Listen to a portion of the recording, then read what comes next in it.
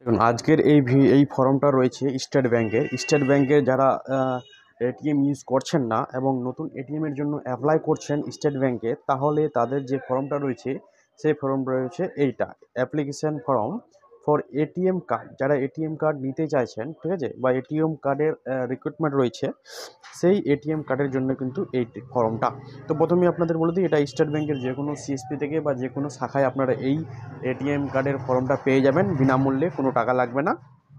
আর এটাতে তোমার যে এই ফর্মটার মধ্যে যেটা আপনাদের মানে ভরতে হবে, সেটা আপনি ব্ল্যাক পেন বা নীল পেন, যে কোনো পেন দিয়ে আপনি এটা ফর্ম ফিল আপ করতে পারবেন, ঠিক আছে। আর প্রথমে আপনাদের দেখি যে এই ফর্মটা কীভাবে ফর্মটা ফিল আপ করতে হবে, ঠিক আছে। প্রথমে দেখুন যে এখানে নাম রয়েছে, মানে এটিএমটার উপরে যে নামটা প্রিন্ট হবে বা অ্যাকাউন্ট নাম্বারে যে মানে পাসবুকের যে নামটা রয়েছে সেই নামটা কিন্তু এখানে দিবেন। যেমন আমি এখানে ভরে দিচ্ছি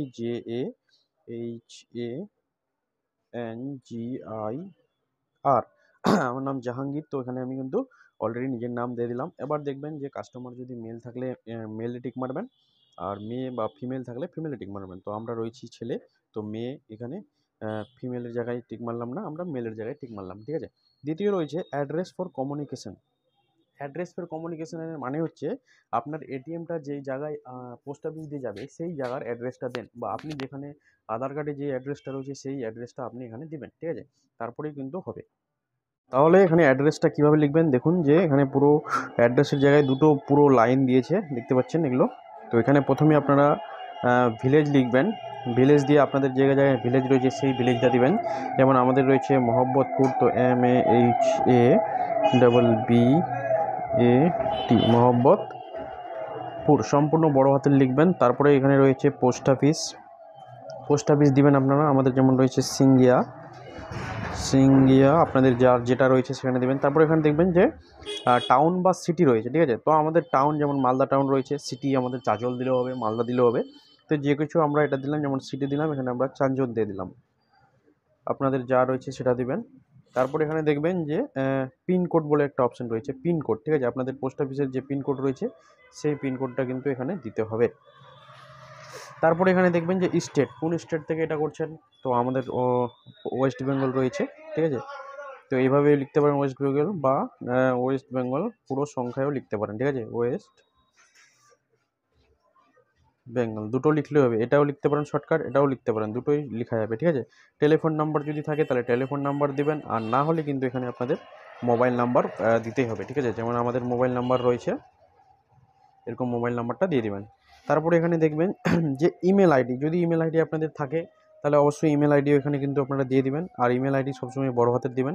দ্বিতীয় হচ্ছে ফ্যাক্স নাম্বার, এগুলো নাম্বার এটা লাগে না, এটা শুধু কোম্পানির জন্য। দ্বিতীয় হচ্ছে মাই অ্যাকাউন্ট, মানে তোমার অ্যাকাউন্টটা কী টাইপ রয়েছে। প্রথমে এখানে রয়েছে primary saving account, secondary saving account, যাদের যেটা রয়েছে ওইটা দিবেন। এখানে দেখবেন যে সেভিং অ্যাকাউন্ট রয়েছে, এখানে কারেন্ট অ্যাকাউন্ট, যার কারেন্ট অ্যাকাউন্টের জন্য অ্যাপ্লিকেশন করছেন সে এখানে টিক মারবে। যে সেভিং অ্যাকাউন্টের জন্য অ্যাপ্লিকেশন করছেন সে সেভিং অ্যাকাউন্ট, অর্থাৎ মানে যে সেভিং অ্যাকাউন্ট রয়েছে, আপনি শুধু অ্যাপ্লিকেশন করছেন একটা এটিএমের জন্য, যার কারণে আপনি সেভিং অ্যাকাউন্টে ক্লিক করবেন। এখানে দেখবেন ব্রাঞ্চের নাম দিতে বলেছে, ব্রাঞ্চ নাম দিতে আমাদের যেরকম রয়েছে চাঞ্চল ব্রাঞ্চ, তো এখানে আমরা শুধু ফাইনালি শর্টকাট করে চাঞ্চল লিখে দেবো, ঠিক আছে। তারপরে দেখবেন যে এখানে সেভিং অ্যাকাউন্ট, কারেন্ট অ্যাকাউন্ট, যদি আপনি এখানে কারেন্ট অ্যাকাউন্টে টিক মারতেন তাহলে এই জায়গায় আপনার অ্যাকাউন্ট নাম্বারটা দিতে হতো, আর যদি আপনি সেভিং অ্যাকাউন্টে টিক মেরেছেন যার কারণে আপনাকে এই জায়গায় নাম্বারটা দিতে হবে, ঠিক আছে। এই জায়গায় আপনার অ্যাকাউন্ট নাম্বারটা পুরো দিতে হবে। দেওয়ার পর তারপরে আপনি দেখবেন যে ডিক্লারেশন, ঠিক আছে। ডিক্লারেশনটা ভালো করে পড়ে নেবেন এটিএম এর জন্য, যে আমি হ্যাঁ এটিএম এর জন্য ফর্ম ফিল আপ করছি, ঠিক আছে। তারপরে এখানে দেখবেন যে অ্যাপ্লিকেশন সিগনেচার, এখানে আপনার একটা সিগনেচার করে দেবেন। সিগনেচার করার পর এই যে রয়েছে এই পার্টটা পুরো কিন্তু অফিস ইউজ করবে। এখানে দেখবেন যে অ্যাপ্লিকেশন নাম্বার, ওল্ড এটিএম যদি থাকে তাহলে ওল্ড এটিএম এর নাম্বারটা দিয়ে দেবেন, নিউ এটিএম নাম্বার, এগুলো কিছুই লাগবে না, এটা টোটালি অফিস সিগনেচার করবে, অফিস সিল মারবে, অফিস এগুলো দেখবে, ঠিক আছে। তো ফাইনালি যেটা রয়েছে সেটা কিন্তু আপনাদের বলে দিলাম, এটিএম এর এইটুকু ফর্ম রয়েছে, এইটুকু ফর্মটা অবশ্যই আপনারা ভালো করে ফিল আপ করে জমা দিয়ে দিবেন।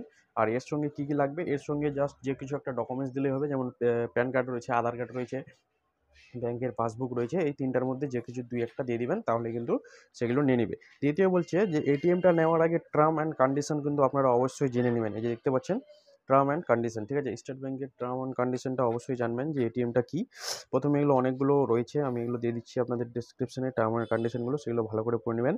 প্রথমে তো পিনটা আসার পর তা এটিএম কার্ডের সম্বন্ধে বলেছে, পিনের সম্বন্ধে বলেছে, কার্ড যদি হারিয়ে যায়, যে লস অফ কার্ড, তাহলে কী করতে হবে, আবার নতুন করে আপনাকে অ্যাপ্লিকেশন করতে হবে, কার্ডটাকে ব্লক করতে হবে, তার জন্য আপনাদের 200 টাকা করে কাটবে, ঠিক আছে।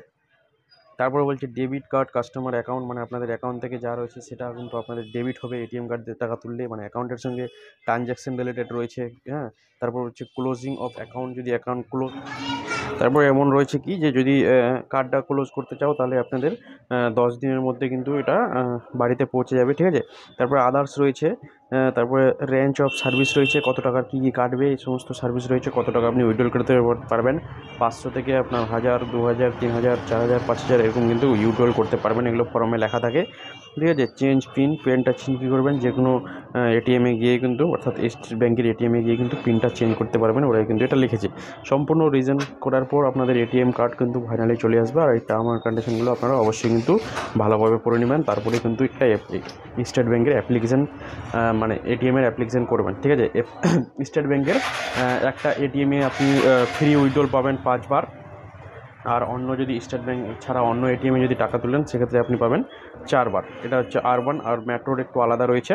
আর 4 বারের পর যত টাকা তুলবেন আপনার 23 টাকা করে প্রত্যেকবার কিন্তু কাটবে, 23 টাকা 50 পয়সা করে কাটবে, ঠিক আছে। এটা কিন্তু এটিএমের চার্জ রয়েছে, ঠিক আছে। দেখা হবে আবার নেক্সট ভিডিও, ততক্ষণ দেখতে থাকো জাহাঙ্গীরদার টেকনিক্যাল। ভিডিওটা কেমন লাগলো, ভিডিওটা যদি ভালো লাগলে অবশ্যই আপনারা আমাদের ইউটিউব চ্যানেলটাকে সাবস্ক্রাইব করে দেবেন, জাহাঙ্গীরদার টেকনিক্যাল, এরকমই ইনফরমেশন ভিডিও পাওয়ার জন্য।